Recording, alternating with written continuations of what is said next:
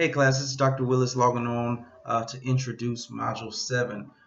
As you probably read by now, you know that we're continuing on in the research process. I know this has been dreadful for some people, and it's tough. Research is tough if you're not used to writing and researching articles and dissecting topics as it relates to scholarly research. It can be tough. So I get it. Don't get down on yourself and don't get frustrated. This is normal, and I'm here to help you through the process. So where we are this week, we're continuing on your topic and continuing to find sources. Now, with your scholarly sources, what you've been looking at in the previous weeks, you were looking at the author's questions and the author's methodologies.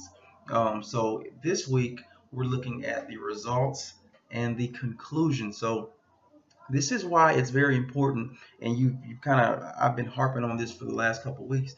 It's important that you have those scholarly, peer-reviewed type articles that you have set questions from the author, a set methodology, and a results and a conclusion section where you can answer the given questions that we'll have in this final milestones paper that's going to come up here this week. So please continue to hone in on your topic. If you need to find better sources, please do that. I know we just had to write a paper about your second source, so hopefully as I read this week, you've really pinpointed a scholarly source that kind of gives you those questions, methodologies, results, and conclusions. Now, this announcement really just touched the surface. I'm going to follow up with a more detailed announcement, a more detailed account of exactly what we're looking for this week.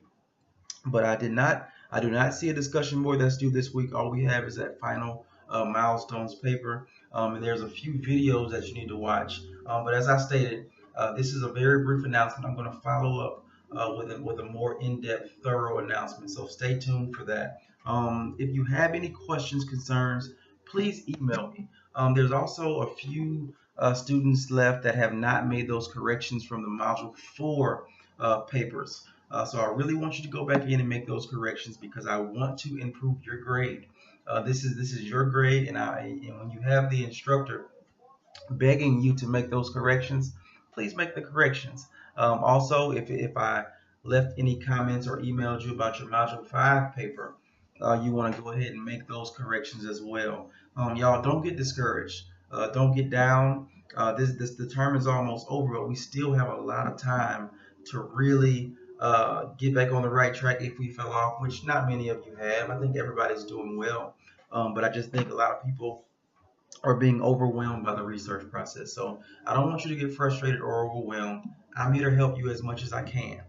So please reach out. There's resources, Dr. Meg's webinars. We have to attend those.